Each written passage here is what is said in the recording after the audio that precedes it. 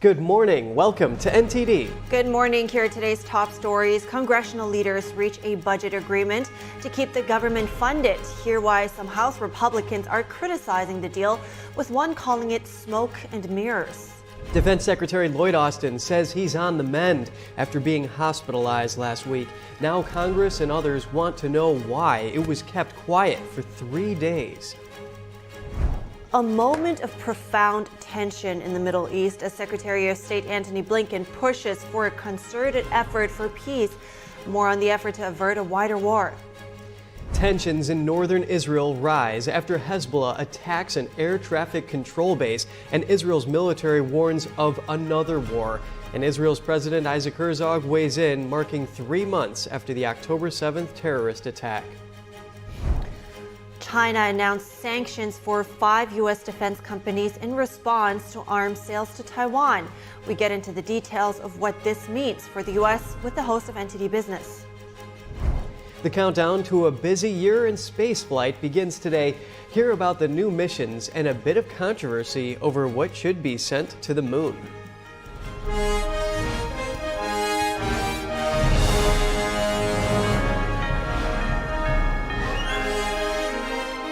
This is NTD Good Morning. Live from our global headquarters, here are Evelyn Lee and Kevin Hogan. Welcome to NTD. Welcome. Happy Monday. Today is January 8th. Yes, we hope you all had a great weekend. And Evelyn, Speaker Johnson has his hand full with some of those members of his conference not happy with his deal. Right. The Republicans do want those deep spending cuts, but the deal is the first step, I guess. Yeah, that's a good point. And, they have a tough spot here. They either pass a series of funding bills to keep the government open, or they just go with a clean CR or something to help keep the lights on, but that might not address the actual issue. Right. We will delve into this a little bit more afterwards, but our top story today is in the Middle East because Secretary of State Antony Blinken seeks to avert a broader war on his diplomatic visit there to the Middle East. Blinken will be in the United Arab Emirates and Saudi Arabia today. He's then heading to Israel. It's his 4th trip to calm tensions since the October 7th terrorist attack. Blinken was in Jordan and Qatar yesterday after stops in Turkey and Greece over the weekend. Blinken is warning the conflict in Gaza could spread. In Qatar, Blinken called the war a moment of profound tension for the region. He's asking for a concerted effort toward peace. His visit comes as the terrorist group Hezbollah in Lebanon launched over 40 missiles into northern Israel over the weekend. That was an apparent response to the killing of a Hamas leader in Beirut last week. We're going to go deeper on that in a bit. Blinken says the protection of civilians and humanitarian aid will be at the top of his agenda in Israel. A State Department official said Blinken is pressing Muslim nations to play a role in preparing for the reconstruction, governance, and security of Gaza after the war ends. Here's Blinken in Qatar. We continue to raise with Israel the need to do everything possible to facilitate the provision of humanitarian aid to Gaza. They must not be pressed to leave Gaza. We reject the statements by some Israeli ministers and lawmakers calling for a resettlement of Palestinians outside of Gaza. These statements are irresponsible, they're inflammatory, and they only make it harder to secure a future of Palestinian-led Gaza, with Hamas no longer in control and with terrorist groups no longer able to threaten Israel's security.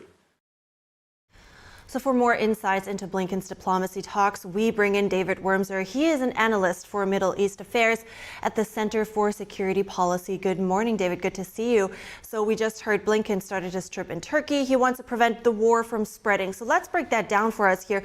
How do you see him go about this? With what kind of messages does he have for the leaders there? Good morning, Evelyn. Well, I think one of the main things he's going to seek is, first of all, to prevent the war in the north, which is already a war to some extent, from escalating any further between Israel and Hezbollah. The idea is that if they can get Israel to move to the next phase in Gaza and tamp down the level of intensity of the Israeli attacks against Hamas, you could reach a ceasefire with the north, and then you can work for a long-term security arrangement, all of which, by the way, would mean that Israel's goals are not fully met. So, but how much decisiveness do you think the U.S. This time around is willing to show to actually put pressure, for example, on Turkey or Qatar, who are still providing significant support to Hamas? I don't think the United States can assert too much with them because, unfortunately, we haven't responded very strongly to the proxy war that Iran is waging, and that's reduced our credibility with many of these countries. So if we push, we just become irrelevant. So I think there's strong limits to how far we're going to be able to push. Our great leverage is with our ally, Israel, and that's also beginning to fray to some extent. But for the moment, that's where I think our greatest leverage is. So that's probably where you're going to see the most pressure from the United States. I see. So while Blinken is visiting a list of countries, and you just mentioned the ceasefire that in the north, potentially that would help, and then of course there's the Houthis and the Red Sea. So how much leverage do the leaders that Blinken is having talks with, how much leverage do they have when it comes to reining in Hezbollah and the Houthis? Yeah, I think at this point, Qatar may have some leverage over Hamas in terms of giving it. If there's real pressure from Qatar, that could have some influence on Hamas. But I think very few of them have any leverage otherwise on any of these other actors, whether it's Hezbollah or the Houthis in Yemen, like you rightly point out. I think ultimately those decisions come from Tehran, from Iran. And I don't see the Iranians necessarily answering at all to any American pressure. So tell me a bit more about what's at stake here for the U.S. if the war really should spread. Well, I think for the United States, the way we see it is that it would eliminate a chance to come to terms with Iran, to reach some sort of a regional agreement, Iran-American JCPOA, the old Iran deal, some sort of a regional agreement that would bring Iran tamping down its proxies. In other words, the Iranians become a structure through which the region calms down through leaning on its proxies. I think that's the goal. However, I don't see that as a realistic goal. So I think what will happen is the United States will find a longer term, I don't want to say low intensity, but a longer term war between Iran's proxies, Israel, and with overflow on the United States all the time. Right, a lot of moving pieces here. Let's turn our attention to Blinken's visit to Israel soon. So he was also speaking of the need for Israel to adjust military operations, reduce civilian casualties. How much weight do these statements carry then for Israel? For Israel, they carry great weight because the Israelis still believe that they're strongly dependent on America's industrial base for resupply. They're not asking for American troops or anything, but they're asking for the continued provision of artillery shells, bullets, and so forth. So there's a great deal of leverage there, but it's great tension within Israel because at the same time, none of their main goals have been met yet in this war, and they don't believe this can be done with the sort of tactics that the United States is advocating. The Israelis believe you need to take ground. You need to actually occupy Gaza in order to clean it out from Hamas and find all the remaining hostages. Because the United States thinks that it can be done with surgical strikes from here on in.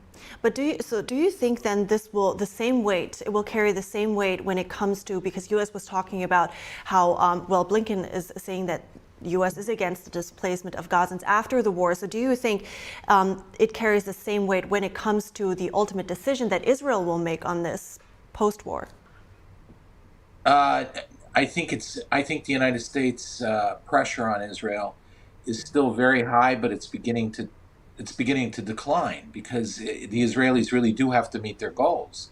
So does America really have the leverage over Israel? In the long run, certainly they have a lot of leverage, but I'm not sure that they really have the leverage right now to get the goals that Blinken is seeking. So I don't see his trip as a success. I don't think he has sufficient gravity to get Israel to do what Israel believes very much is against its interests at this point.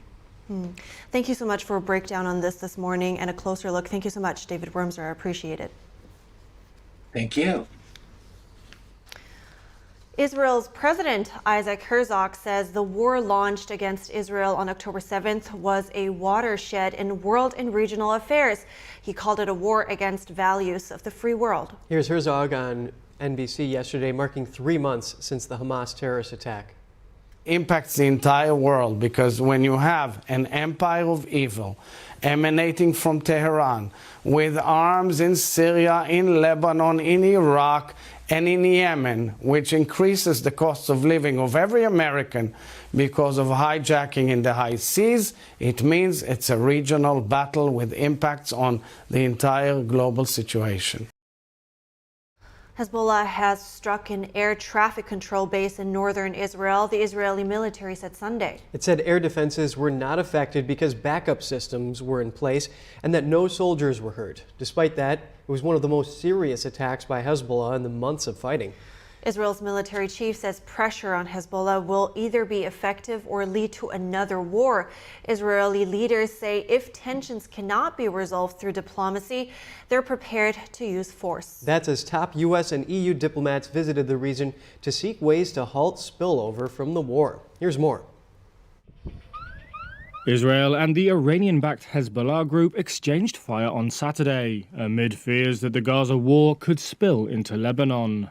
Hezbollah, the Lebanese ally of Gaza's Hamas, said it had hit a key Israeli observation post with 62 rockets. That was described as a preliminary response to the killing of Hamas's deputy chief Salah al-Aruri on Tuesday. Israel's military said approximately 40 launches had been identified from Lebanon towards the area of Meron in northern Israel. It said it had responded with an unmanned aerial vehicle strike on, quote, the terrorist cell responsible.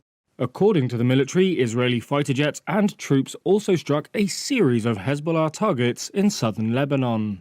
Aruri was killed in an attack widely attributed to Israel. The head of Hezbollah, Hassan Nasrallah, said on Friday that Lebanon would be exposed to more Israeli operations if his group did not respond to the killing. Concerns over escalating regional tensions prompted a renewed diplomatic push on Saturday. Israel and Hezbollah have often traded fire across the Lebanese border. The West Bank is seething with emotion, and the Iran-aligned Houthis in Yemen seem determined to continue attacks on Red Sea shipping lanes until Israel stops bombarding Gaza. Next, congressional leaders work out a deal to keep the government funded through the end of the fiscal year. Hear why one congressman is calling it nothing but another loss for America. Members of Congress are wondering why they were kept in the dark over Defense Secretary Lloyd Austin's stay in intensive care. What we know about the top defense official's condition. Former President Trump says he'll attend a federal appeals court hearing on presidential immunity. Hear more on the legal dates to watch this week.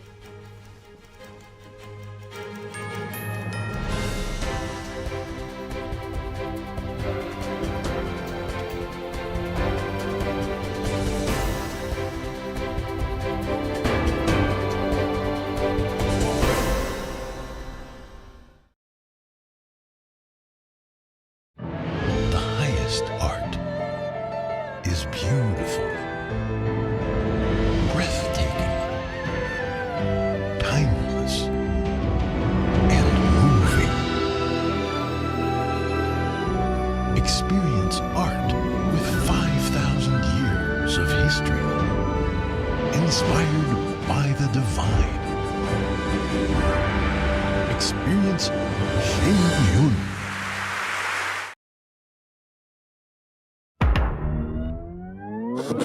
Tired of scrolling Netflix? Trying to find something that's worth watching? Want to skip the censorship in mainstream media? Well, now you can with Epic TV. New exclusive content every day with over 100 never-before-seen movies, films, and documentaries. Available and streaming now at your fingertips. For a limited time now, you can get 60% off Epic TV by subscribing or upgrading to a yearly plan. Plus, get an additional $10 credit to rent featured movies on Epic Cinema today. Skip mainstream narratives and find quality family entertainment from the comfort of your very own home. Say no to big tech and subscribe to Epic TV.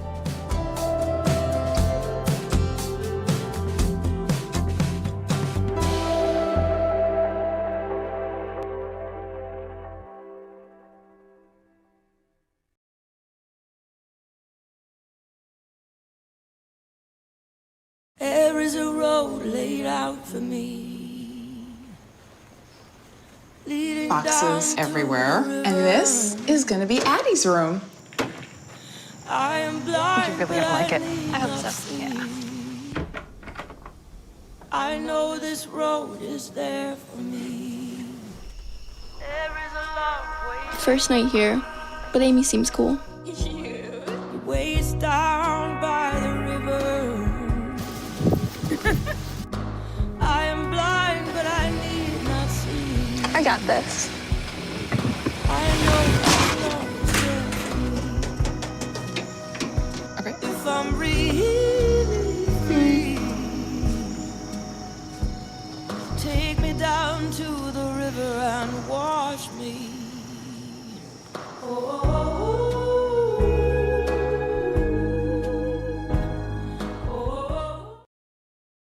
There are 16 million children struggling with hunger in America.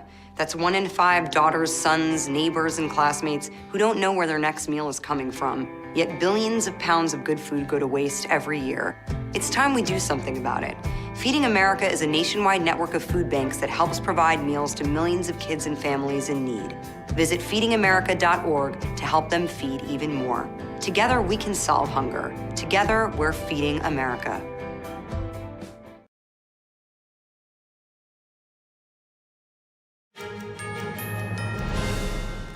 Good to have you back. Congressional leaders announced yesterday they've worked out a budget agreement to keep the government funded through the end of the fiscal year. And today's Daniel Monahan breaks down the deal for us. The deal between House Speaker Mike Johnson and Senate Majority Leader Chuck Schumer includes $886 billion in defense spending and $704 billion in non-defense spending. House Speaker Johnson says the agreement speeds up the roughly $20 billion in cuts already agreed to for the IRS and rescinds about $6 billion in COVID relief money that had been approved but not yet spent. According to Johnson, the deal, quote, represents the most favorable budget agreement Republicans have achieved in over a decade. In a letter to members on Sunday, Johnson wrote that the top line of the spending deal constitutes $1.59 trillion for fiscal year 2024. The top line is the overall spending level. But House Freedom Caucus member Representative Andy Biggs challenged that number on X, writing, "The D.C. Uniparty's purported top-line spending deal of $1.59 trillion is bogus. $1.658 trillion is the real number once you dig through the smoke and mirrors. Sad to say, but the spending epidemic in Washington continues, with both parties being culpable."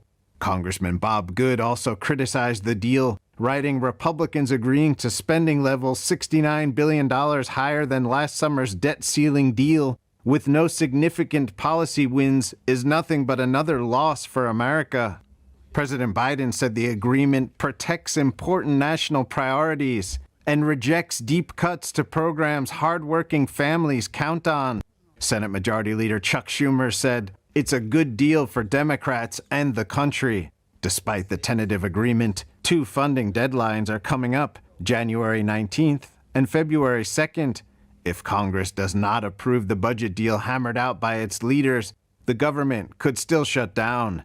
Daniel Monahan, NTD News. Defense Secretary Lloyd Austin says he's on the mend after being in intensive care last week.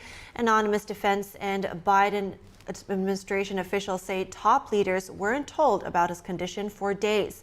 That allegedly includes President Biden, Secretary of State Antony Blinken, and Austin's Deputy of Defense. The reported lapse in communication comes amid high tensions in the Middle East.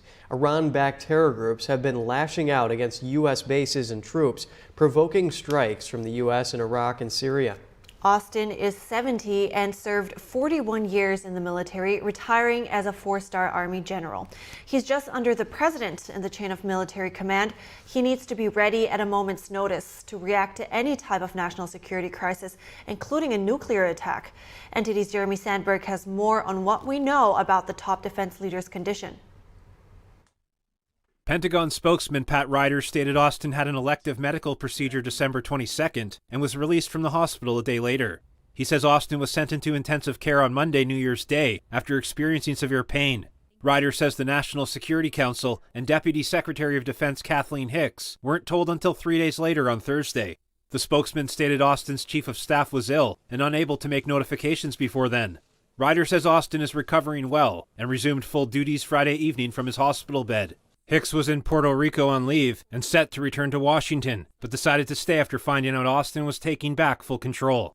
Temporary transfers of authority without explanation are not unheard of, but the lack of transparency is raising some concerns in Congress.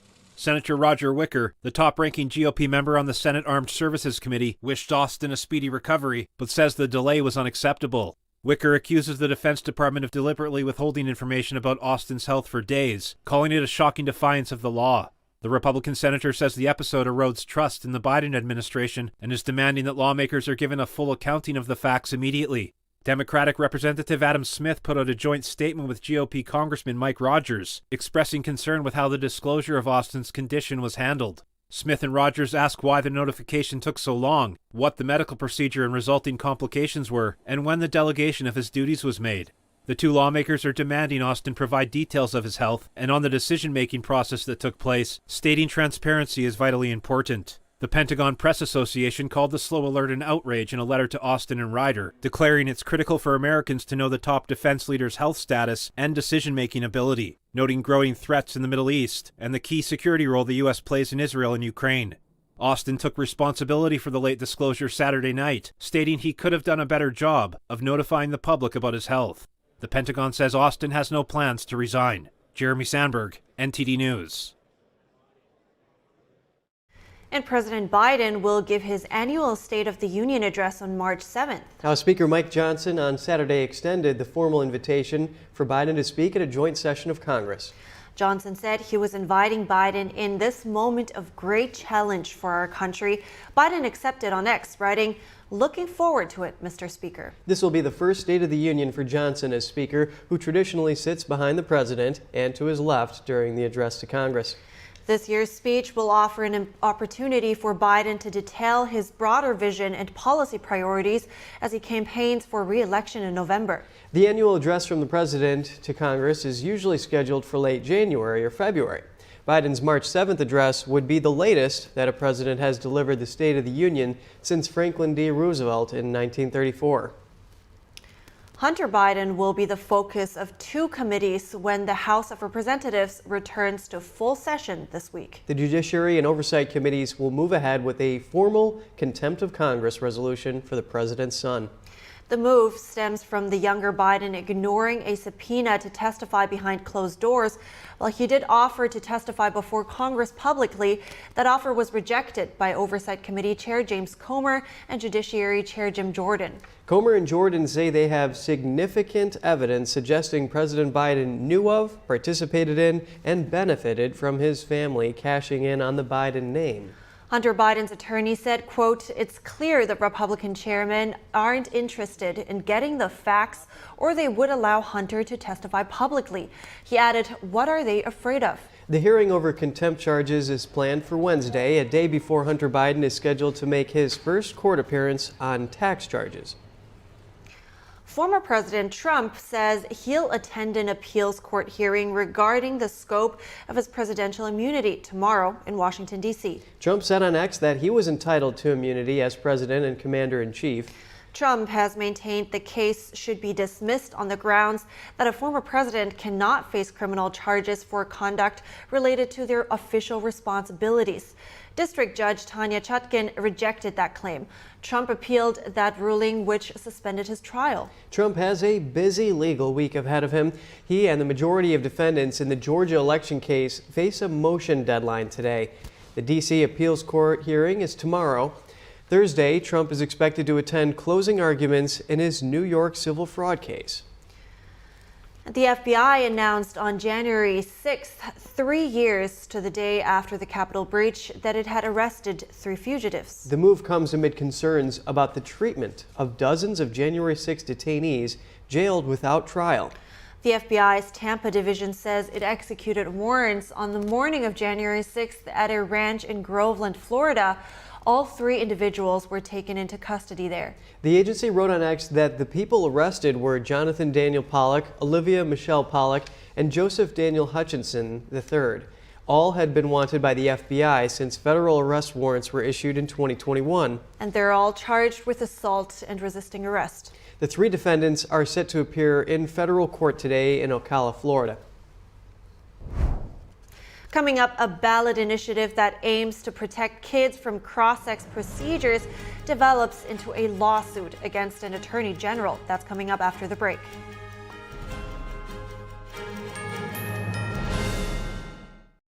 As we naturally age, many people are getting zero amount of this incredible and unique substance. That's when we start seeing an impact in our joints, skin, nails, and even our digestion. People ask me, Dr. X, what is the #1 supplement I should be taking? My answer is multi-collagen protein. People's reactions to me, people were like, what are you doing? What is going on? You look amazing. You have a glow about you. What makes Ancient Nutrition Multi-Collagen stand out from other brands? 10 types of collagen. It's grass-fed, pasture-raised with vitamin C and probiotics. It's proven to reduce exercise-induced joint discomfort as early as day 1 and reduce joint discomfort rapidly, continuously, and persistently. It improves the appearance of crow's feet after 4 weeks and improves skin tone after 8 weeks. And it promotes hair thickness, growth, and a reduction in hair breakage. It has transformed everything from my hair. Like, my hair was starting to kind of just, come out. And I don't have that anymore. My skin feels amazing. Call the number on your screen and find out how to get a free bottle when you order, plus free shipping and our 30-day money-back guarantee. And as a bonus, we will include Dr. Josh Axe and Jordan Rubin's revolutionary book, Multi-Collagen Makeover, free with your order, plus free shipping and free returns. I have implicit trust in Dr. Axe because the plan worked. I'm living proof of it.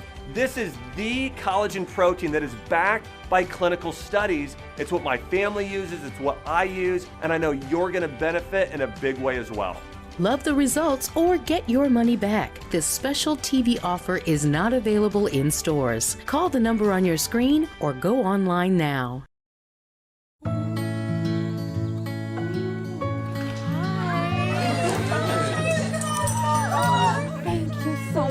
Fostering a pet for a friend or neighbor can keep families together. Learn more at petsandpeopletogether.org. Say goodbye to harsh, bitter coffee and hello to a delicious, smooth brew. With specialty quality beans, expertly roasted in-house, you'll taste the difference with every sip. Fermented with a blend of 50 enzymes, Days Coffee delivers a rich brew like no other. Made with the highest grade specialty beans available, you're sure to taste the difference. Elevate your morning with Days Enzyme Fermented Coffee.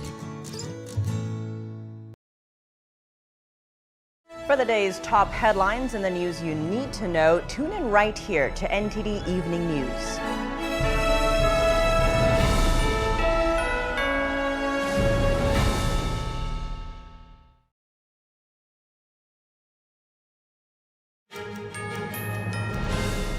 Welcome back. We're continuing with more on the spending deal we told you about a moment ago. Yes, the deadline looms, and there is a chance for demands over immigration reform to pose a threat to the deal. Is this a path forward? Let's find out with Bart Marcois, a former presidential campaign policy advisor. Bart, thank you so much for coming on this morning. Good morning, Kevin. How are you? Good. Do you see this spending agreement going through, or is it going to be held up by those demands over immigration reform, including that asylum provision? You know, it's a toss-up.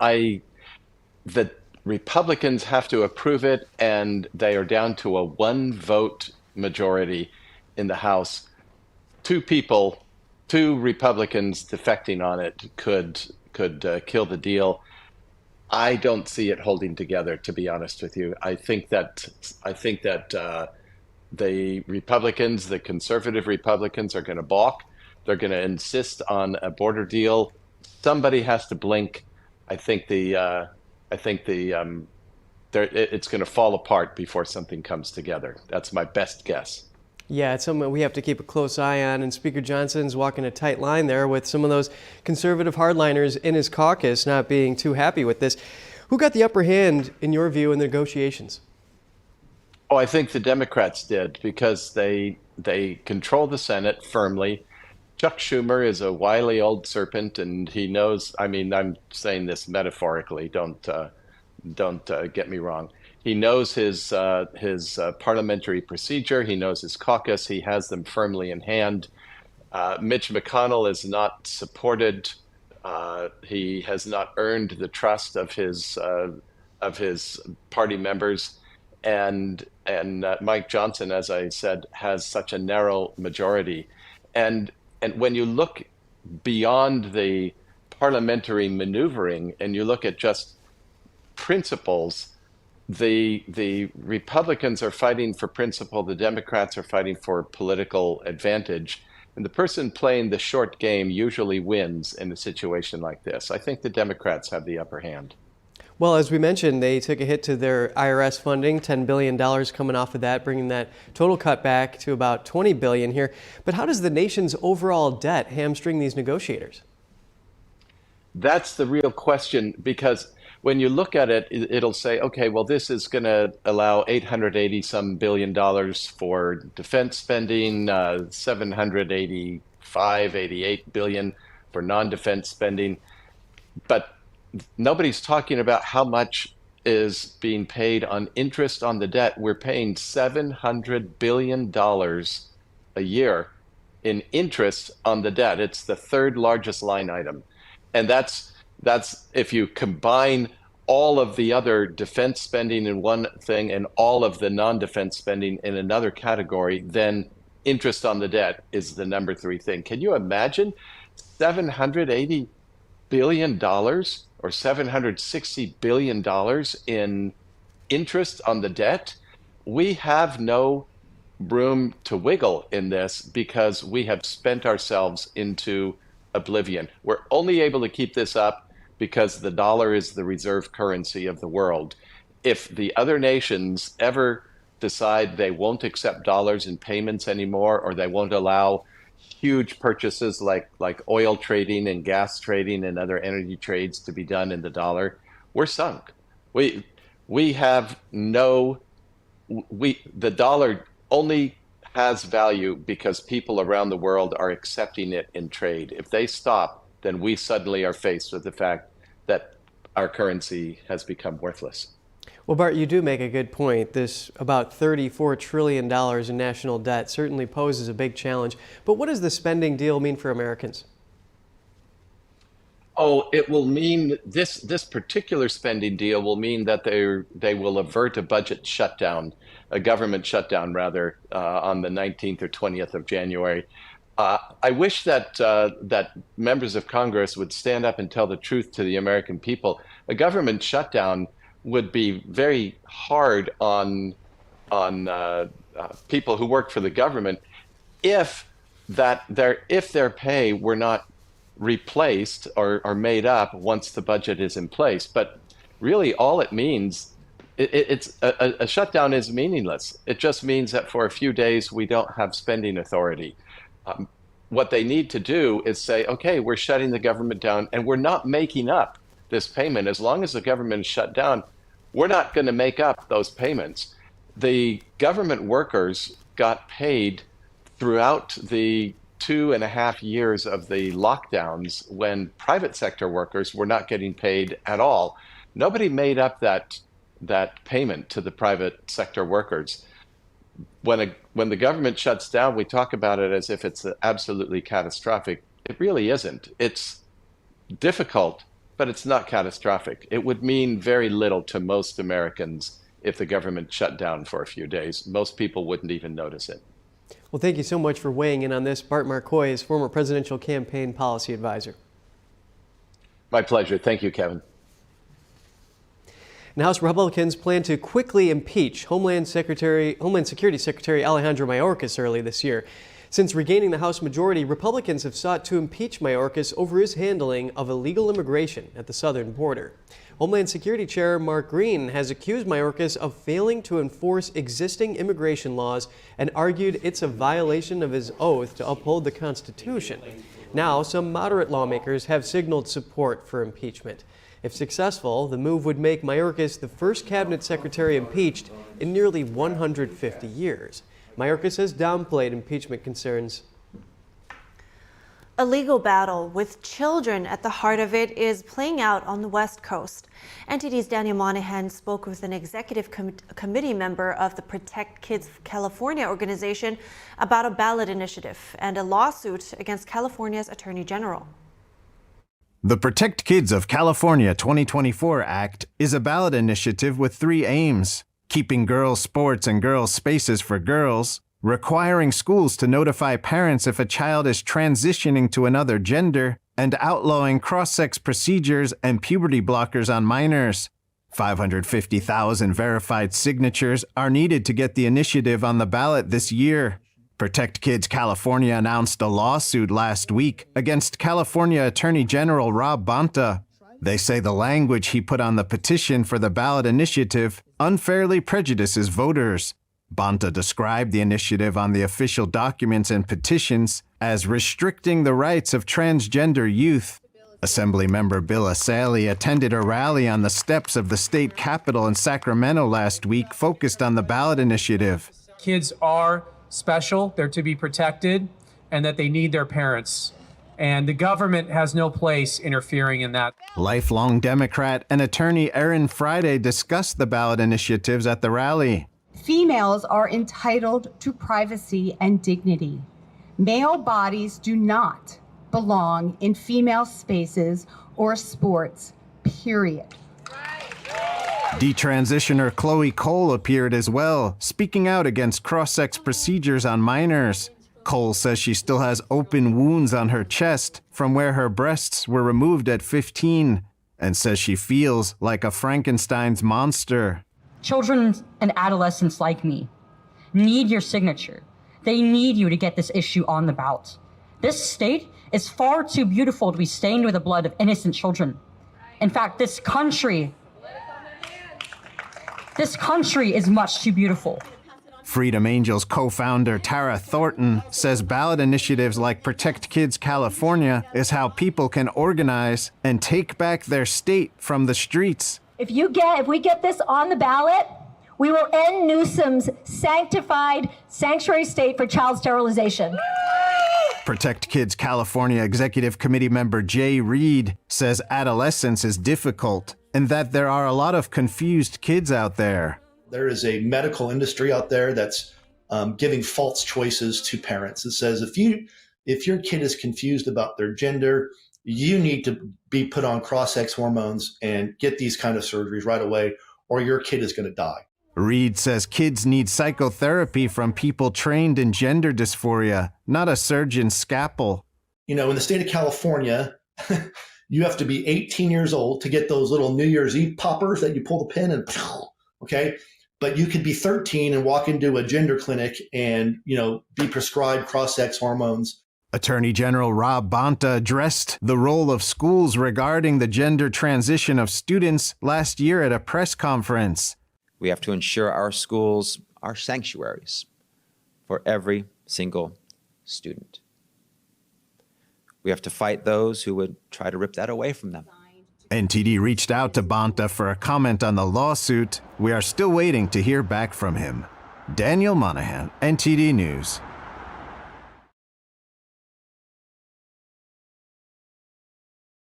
Coming up, China announces sanctions for several U.S. defense companies in response to U.S. arms sales to Taiwan.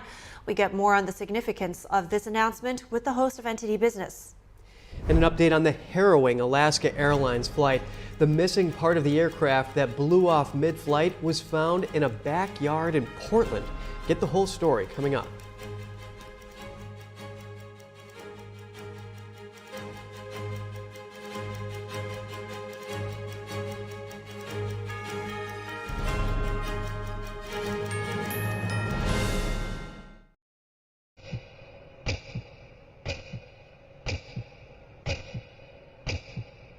23 سال 16 سال عمري ما هفت اما 11 کردی بر خشک و دایکان یزدی اما کاری که دور لهمو چمک دموکراسی و موافقانی مرو و انسانیت او بارو خی که است های به تایبت لایران خوشبوریا بشه که دگرت و با حالانه که اداره اوباما کرد مریم بو او هفت روز بو و داعش کرد تامبوم کرا قوتینیز گریا به ما متشکر به هر پیدن نبو باوان رحم نبو قدامنا سوالان من خادران نزل باوان نفستم بس نه go بس ناش پیشوش باش. They would literally be auctioned in front of soldiers, and then the soldiers begin to bid. زارود وان همو جیبری چه حملی زارود دم واسسی وان همو جیبری وحشیگریه کی توا عیاره ظلمی که یک جار زور گوره لما افرطانه کرا و تعدایی که زور زوریان لیده که همانه روزانه دست فروشی ده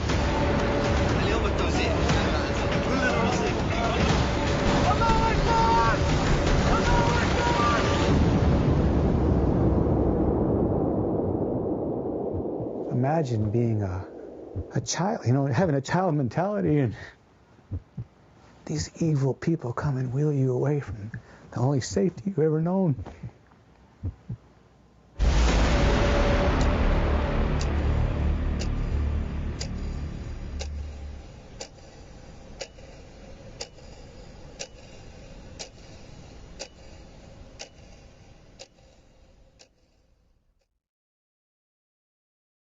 Stay tuned to get 2 rolls of alien tape free. You wouldn't stick your mother-in-law on the wall, but you could with alien tape. It just sticks. Just peel and stick to make anything stay in place quick. Brick, pavers, marble, tile, plastic, even leather. Nothing works better than alien tape.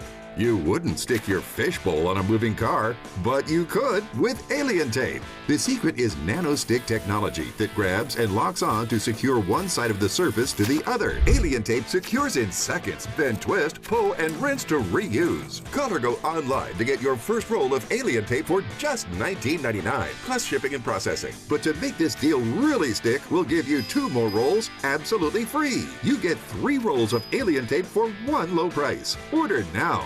To order, call 1-800-490-1364 or go to tryalientape.com. So call 1-800-490-1364 or order online at tryalientape.com.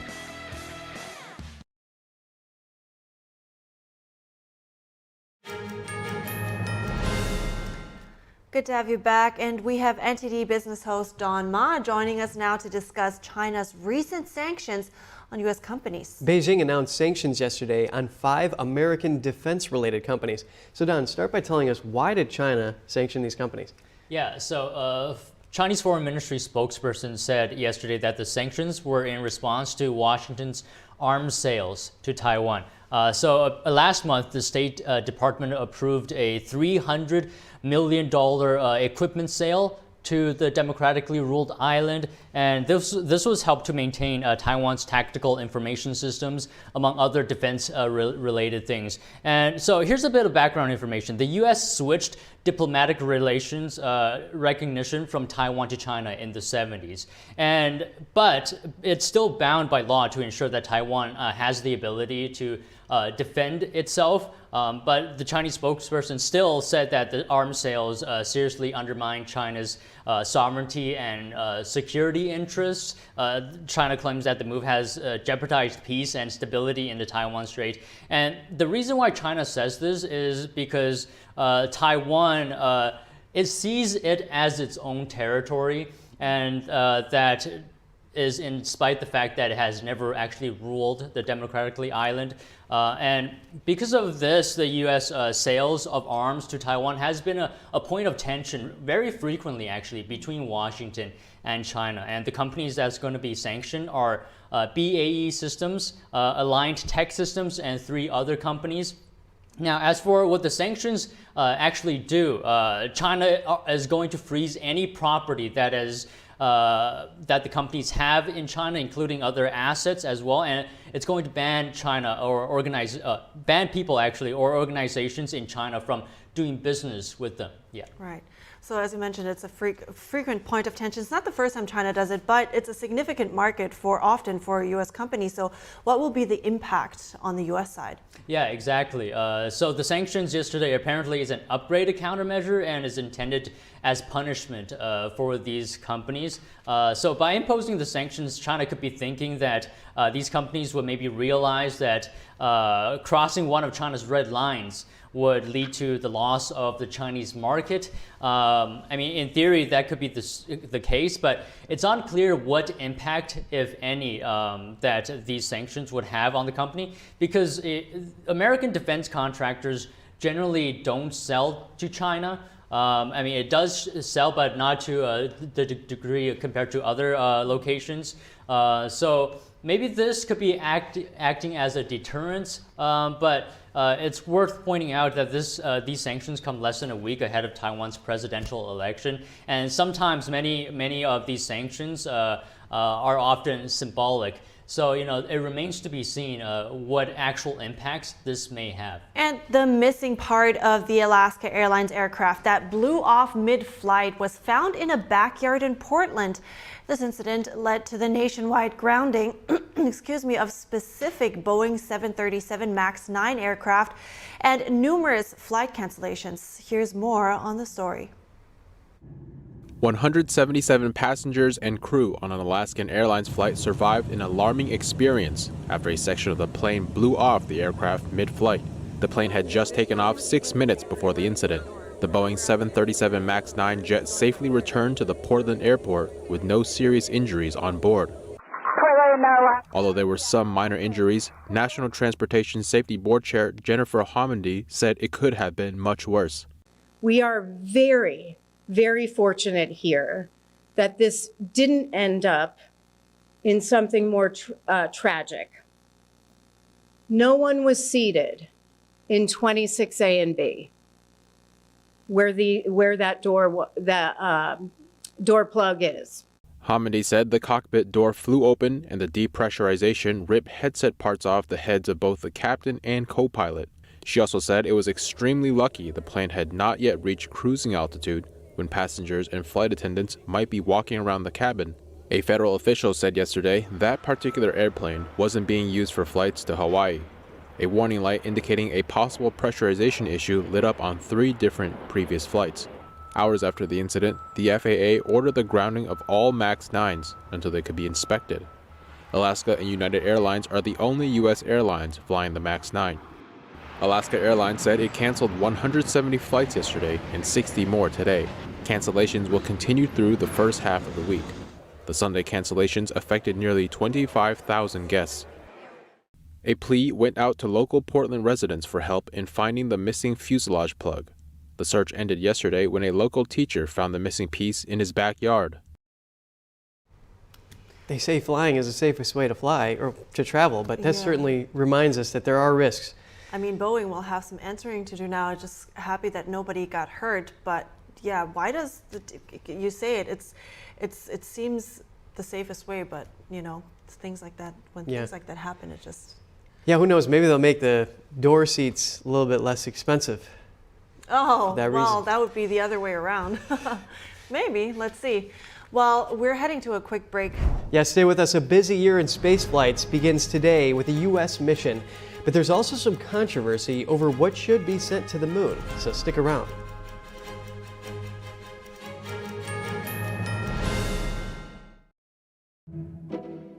Funny expression. There's a little scar right below his neck. The artist, on a trip to somewhere in South America, he met this kid who told him a story about himself.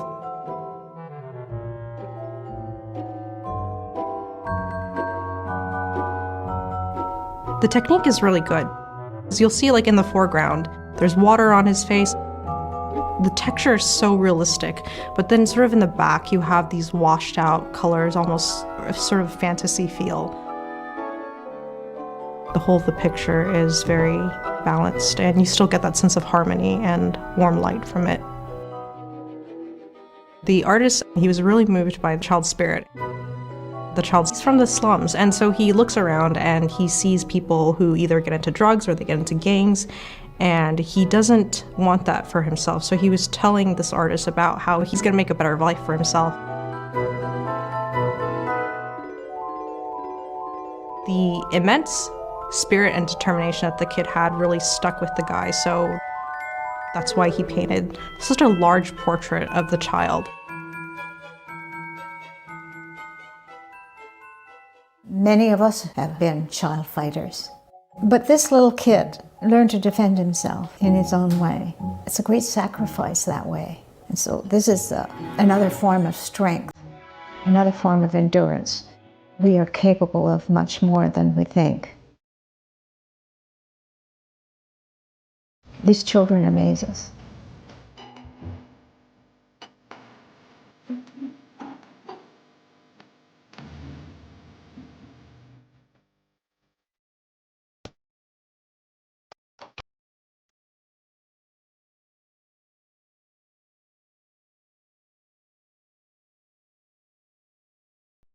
According to Marx, everything must be seen through the lens of oppressor and oppressed.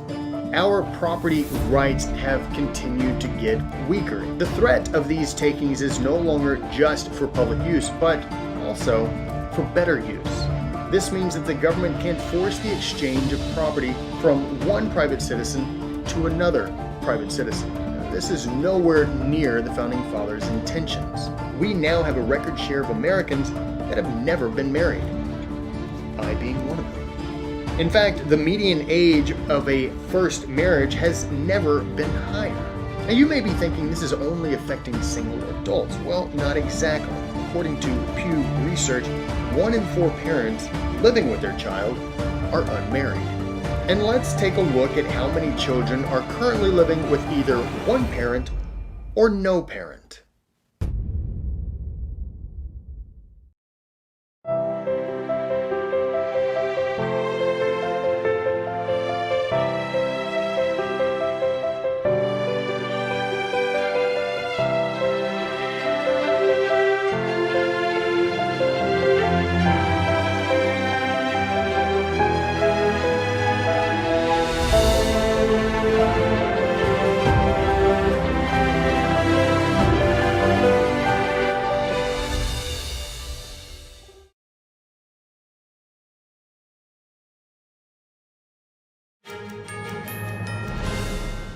Welcome back.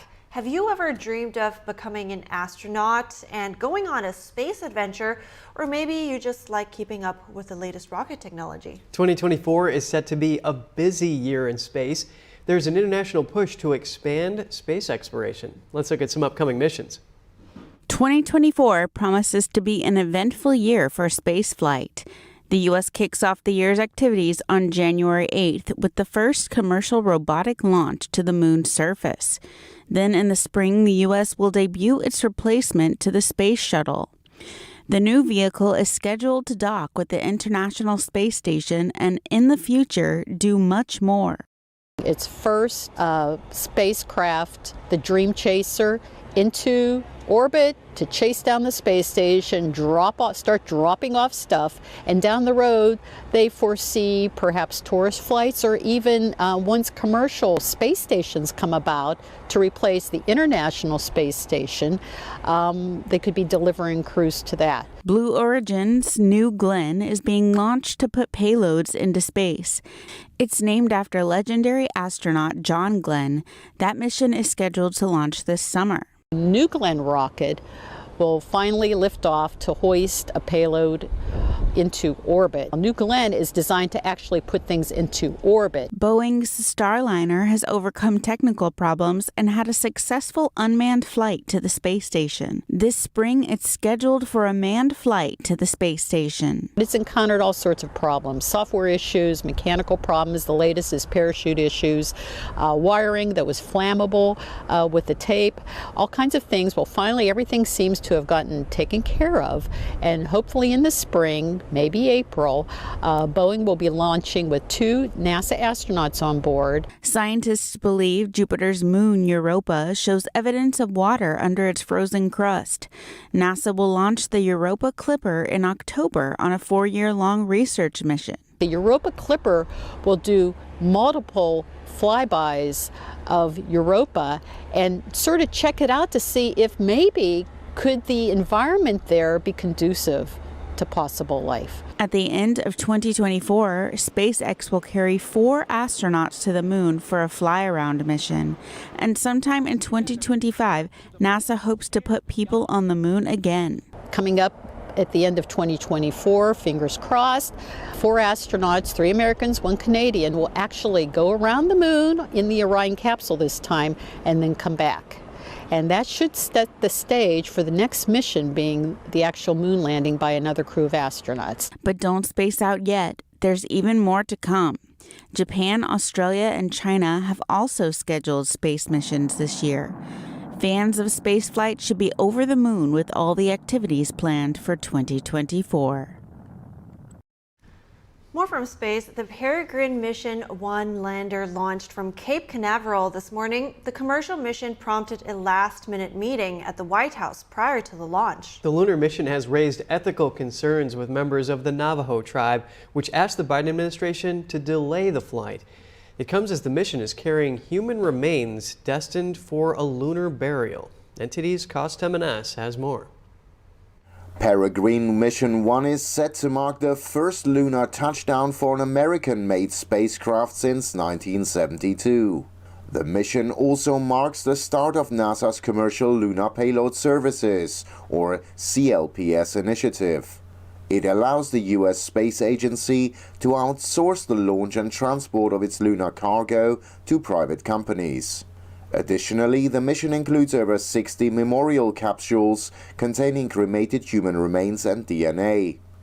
But according to the president of the Navajo Nation, this could be an affront to many indigenous cultures, calling it deeply disturbing and unacceptable to indigenous people and many other tribal nations. The moon is highly revered by many Native American tribes and has sacred standing in Navajo cosmology. Moreover, the Navajo Nation argued that the moon shouldn't be turned into a graveyard or waste site and should receive the same protection as places on Earth, such as the Grand Canyon. The private companies providing these lunar burial services are Celestis and Elysium Space.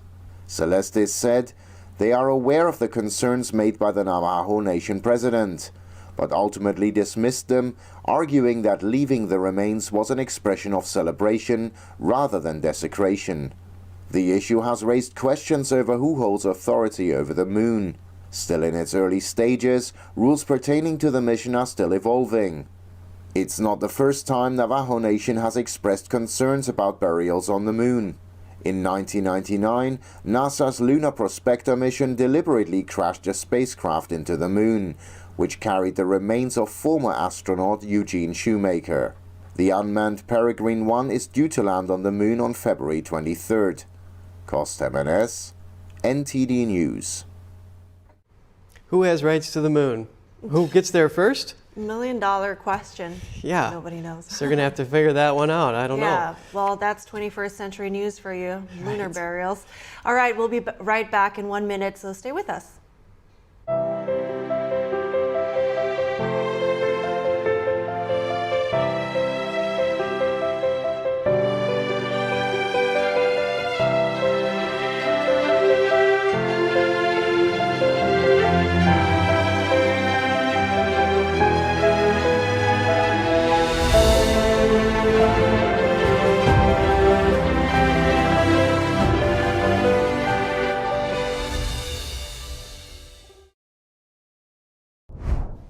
Good morning. Welcome to NTD. Good morning. Here are today's top stories. 1 week until Iowa caucuses, Republican candidates setting themselves apart. Who has the strongest message and who has the most at stake? A deep dive with a political analyst. Congressional leaders reach a budget agreement to keep the government funded. Hear why some House Republicans are criticizing the deal, with one calling it smoke and mirrors. Secretary of State Antony Blinken is seeking to avert a wider war as tensions between Iran-backed Hezbollah and Israel increase. More on the top diplomats' efforts in the Middle East. China announced sanctions for 5 U.S. defense companies in response to arms sales to Taiwan. We get into the details of what this means for the U.S. with the host of NTD Business. Members of Congress are wondering why they were kept in the dark over Defense Secretary Lloyd Austin's stay in intensive care, what we know about the top defense official's condition. We head over to Australia, where a postal service is operating as the last of its kind, but still with great success. We take a look at this unique service, what it offers.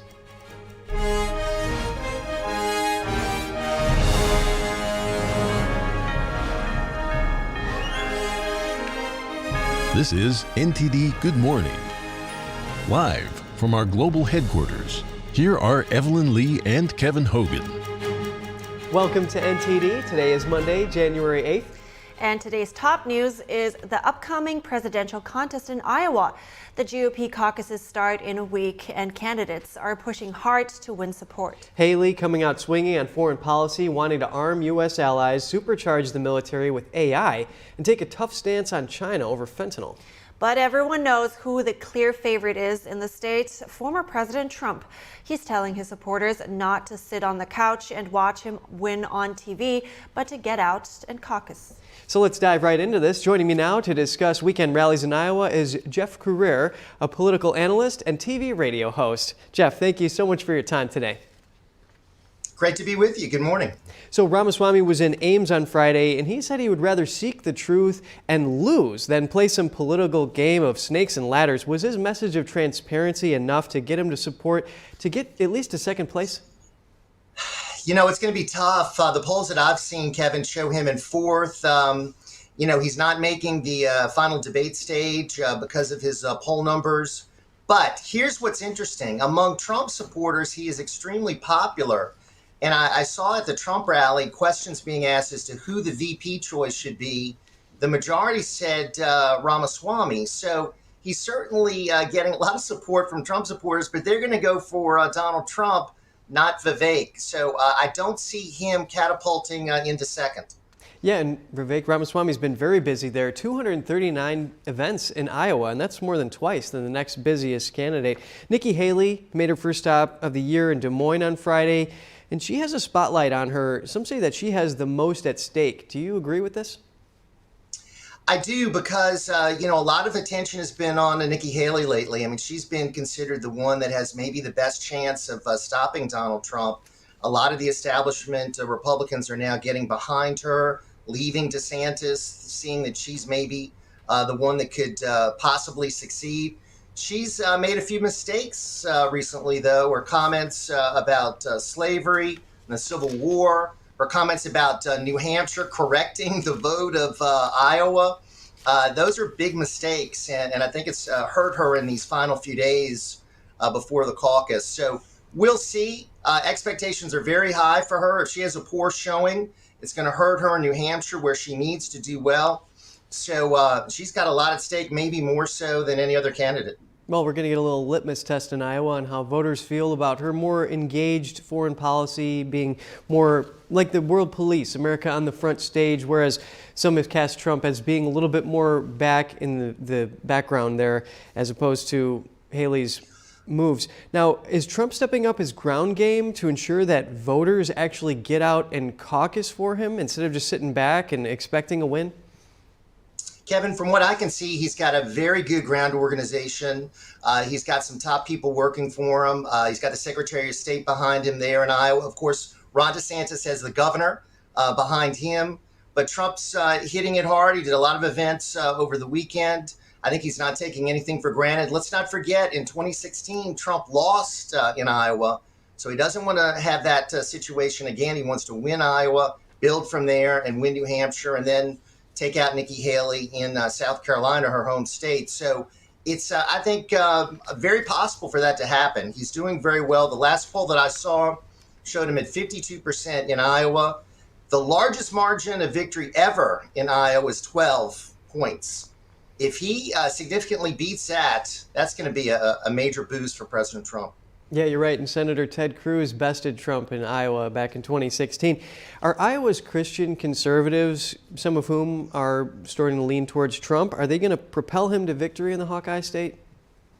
I think they're part of his coalition because, as you know, it's a very big part of what is going to be on display there on caucus night in Iowa. But here's what I think is really going to help him in Iowa. He's got a track record of producing for Iowa, of course. He's backed ethanol. He backed Iowa having the first position in the GOP race. And he gave a lot of money to farmers when he was president. And he keeps reminding them of how he delivered for the state of Iowa. So I think his record is going to be one that helps him with all voters, including the Christian conservatives here in Iowa. Yeah, those tariffs on China really help the farmers there. Jeff Career, political analyst and TV radio host, thank you. Thanks, Kevin. Congressional leaders announced yesterday they've worked out a budget agreement to keep the government funded through the end of the fiscal year. NTD's Daniel Monahan breaks down the deal for us. The deal between House Speaker Mike Johnson and Senate Majority Leader Chuck Schumer includes $886 billion in defense spending and $704 billion in non-defense spending. House Speaker Johnson says the agreement speeds up the roughly $20 billion in cuts already agreed to for the IRS and rescinds about $6 billion in COVID relief money that had been approved but not yet spent. According to Johnson, the deal, quote, represents the most favorable budget agreement Republicans have achieved in over a decade. In a letter to members on Sunday, Johnson wrote that the top line of the spending deal constitutes $1.59 trillion for fiscal year 2024. The top line is the overall spending level.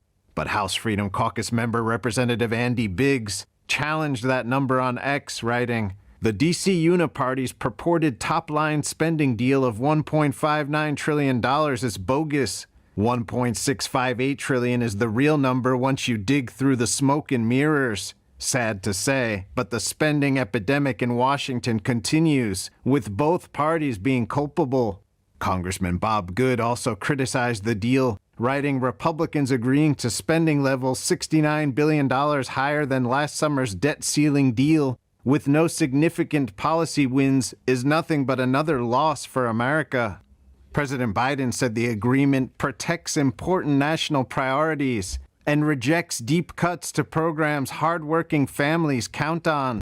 Senate Majority Leader Chuck Schumer said, it's a good deal for Democrats and the country. Despite the tentative agreement, two funding deadlines are coming up, January 19th and February 2nd. If Congress does not approve the budget deal hammered out by its leaders, the government could still shut down. Daniel Monahan, NTD News.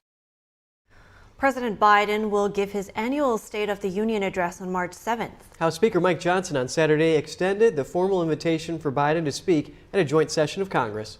Johnson said he was inviting Biden in this moment of great challenge for our country.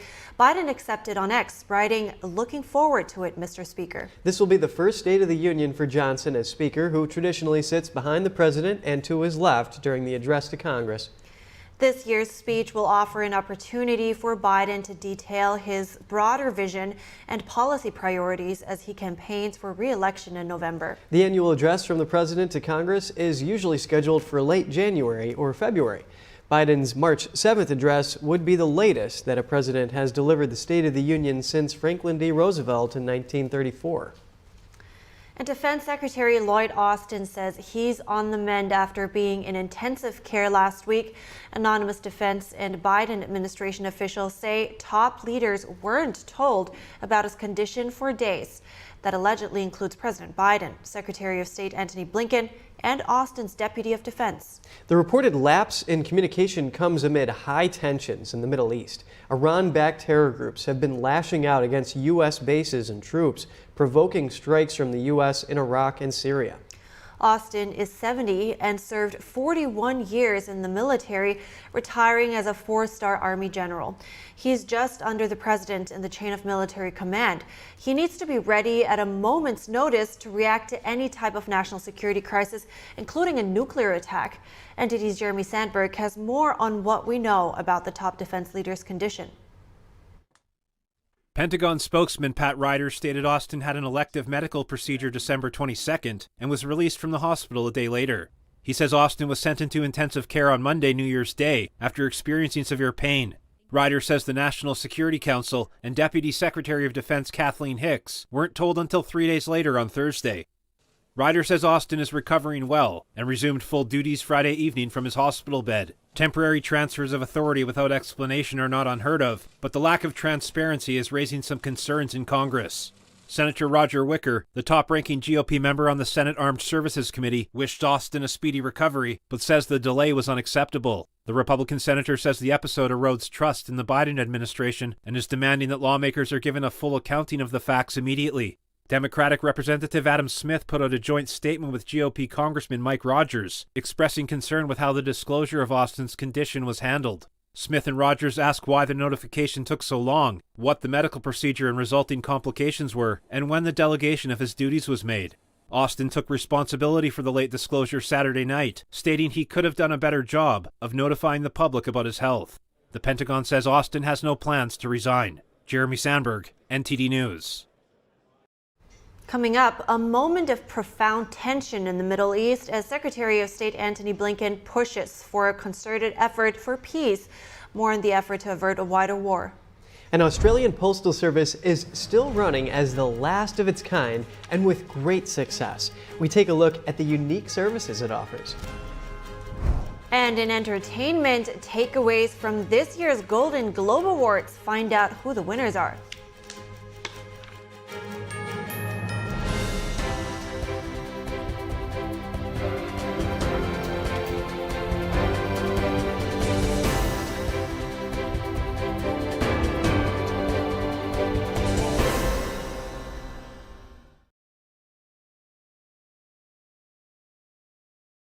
What if you could whiten your teeth by simply brushing your teeth? Now you can with Smile Actives, the teeth whitening breakthrough that safely gets your teeth white and keeps them white every day, just by brushing your teeth.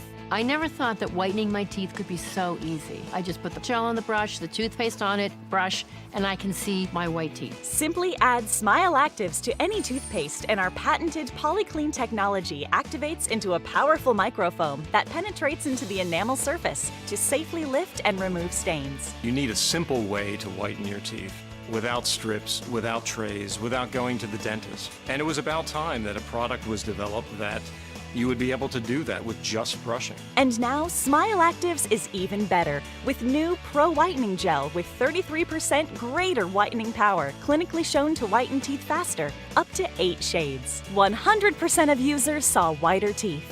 On food stains, coffee and wine stains, even on veneers, crowns, and dentures. I eat the blueberries, I drink the coffee, and I know that Smile Actives will keep my teeth white every day. If you could use something so easy like Smile Actives to take yellow teeth to white teeth, why wouldn't you? Why spend hundreds of dollars for whitening treatments at the dentist when now you can whiten your teeth with new Smile Actives Pro Whitening Gel every time you brush your teeth? Call or go to smileactives.com and for a limited time get new Pro Whitening Gel for just $24.95. Order in the next 5 minutes and buy one get one absolutely free for just $24.95. That's 2 for 1 and save 58%. We'll even include free shipping. Get your teeth whiter guaranteed or return it within 60 days for your money back. I smile every day now. The difference is literally night and day. So now I'm always smiling, always choosing, because now my teeth are much whiter. This offer is not available in stores, so call or click now before the special buy one get one free offer goes away. Water, nature's ultimate cleaner. We drink it, we bathe in it. Think water, think steam, think clean. Now harness the power of water with the H2O X5 5-in-1 steam cleaning system. I'm so impressed with the X5. It's an all-in-one product. I can use it throughout my entire house. It's cleaning, it's sanitizing, there's no chemicals in it. It's just steam. This is unbelievable. There is no more odor. You could spend over $500 to purchase the products that the X5 5-in-1 Miracle replaces. Order your H2O X5 steam cleaning system, a $500 value for just 4 easy payments of $43. Order now and we'll upgrade your X5 package. We'll add a 6th mode with a dusting and polishing wand. Valued at over $30, this extra bonus attachment makes your H2O X5 the H2O X6. That means your 10-piece system becomes a 12-piece system at no extra cost to you. All for just 3 easy payments of $43. Call or click right now. Welcome back. Secretary of State Antony Blinken seeks to avert a broader war on his diplomatic visits to the Middle East. Blinken will be in the United Arab Emirates and Saudi Arabia today. He's then heading to Israel. It's his fourth trip to calm tensions since the October 7th terrorist attack. Blinken was in Jordan and Qatar yesterday after stops in Turkey and Greece over the weekend.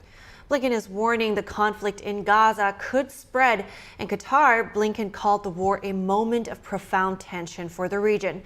He's asking for a concerted effort toward peace. His visit comes as the terrorist group Hezbollah in Lebanon launched over 40 missiles into northern Israel over the weekend. That was an apparent response to the killing of a Hamas leader in Beirut last week. We're going to go deeper on that in a bit. Blinken says the protection of civilians and humanitarian aid will be at the top of his agenda in Israel. A State Department official said Blinken is pressing Muslim nations to play a role in preparing for the reconstruction, governance, and security of Gaza after the war ends. Here's Blinken in Qatar. We continue to raise with Israel the need to do everything possible to facilitate the provision of humanitarian aid to Gaza. They must not be pressed to leave Gaza. We reject the statements by some Israeli ministers and lawmakers calling for a resettlement of Palestinians outside of Gaza. These statements are irresponsible, they're inflammatory, and they only make it harder to secure a future of Palestinian-led Gaza, with Hamas no longer in control and with terrorist groups no longer able to threaten Israel's security. Earlier, I spoke to David Wormser, an analyst for Middle East affairs at the Center for Security Policy. He gave us some insight into Blinken's diplomacy talks. One of the main things he's going to seek is, first of all, to prevent the war in the north, which is already a war to some extent, from escalating any further between Israel and Hezbollah.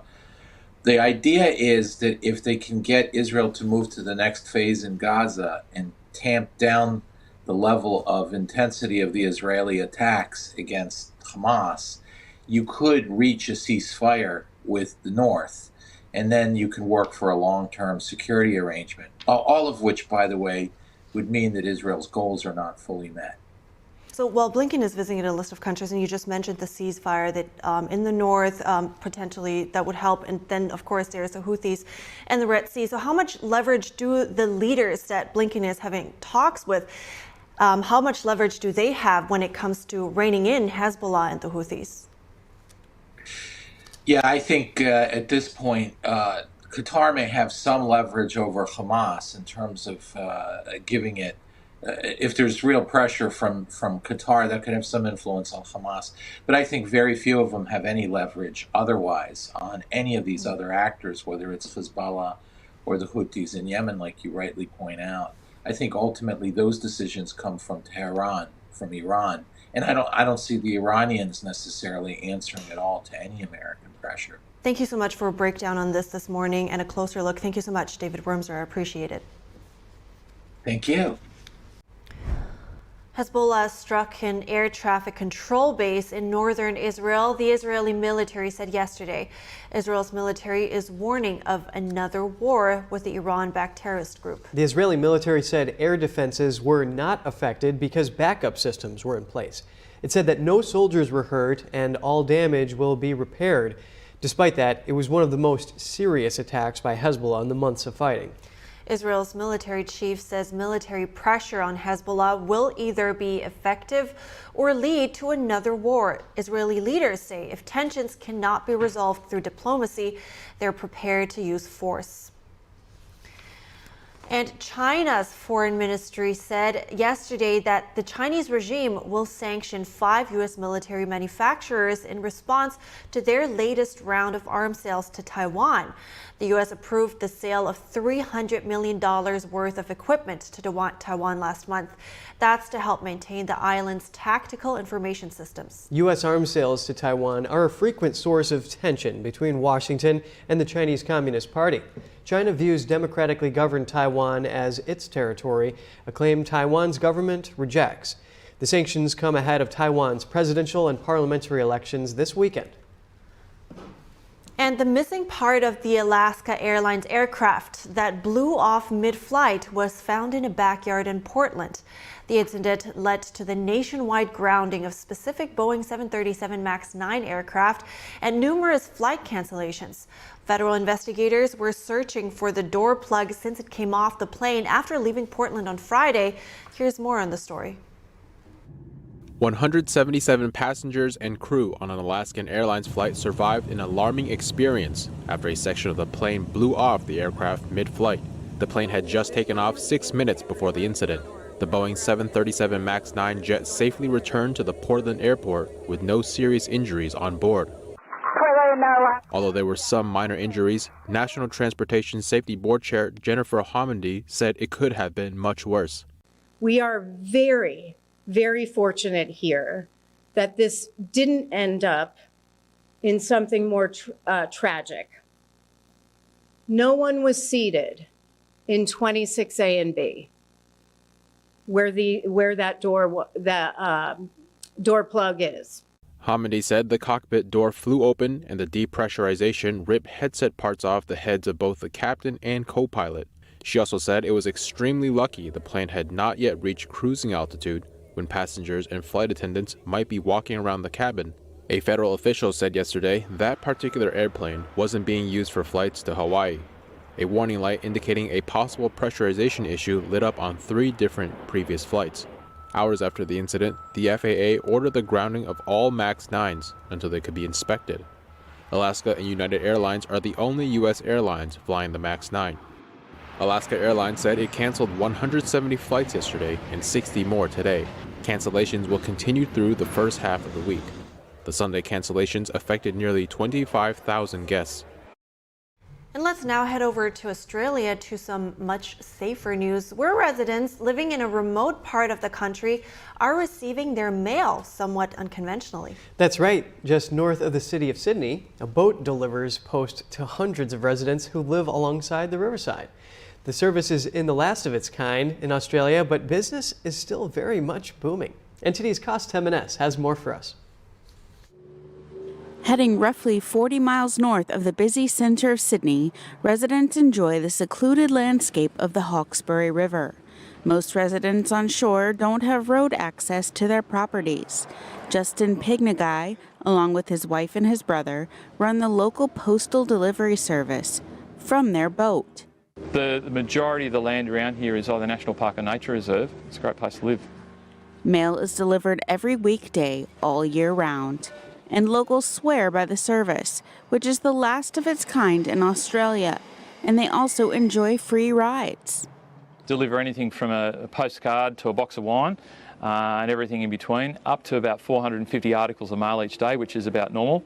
And of course, there's always gossip and banter to keep things interesting. We still get our deliveries. It does take a couple of days longer, but nothing crazy for, living so far out of the way. The riverboat postman has a slight tax on they say on there, if you order a dozen bottles of wine, then they take 1 bottle for tax purposes.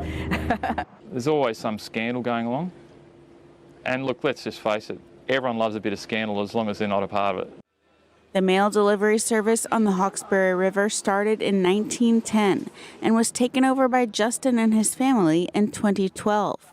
In addition to being a postal service, it has now also become an attraction for tourists who can go out on the water during the mail runs. Reporting by Kos Timonis, NTD News. What a tradition they have going on there. Yeah, it seems like a fun community too. And apparently there are settlements along that river that have populations as small as just 1 person. Oh, wow. Yeah. That's interesting. Yeah, all that wild stretch of that coastline looks really great. Yeah, awesome. All right. And now for some takeaways from this year's Golden Globe Awards. This year's ceremony was hosted by comedian Joe Coy at the Beverly Hilton in Los Angeles. CBS's live broadcast yesterday featured awards to many of last year's movies and series. Christopher Nolan's Oppenheimer and the comedy drama series Succession emerged as the overall winners. Oppenheimer earned 5 accolades, including for Best Picture, including Cillian Murphy as Best Actor and Robert Downey Jr. as Best Supporting Actor.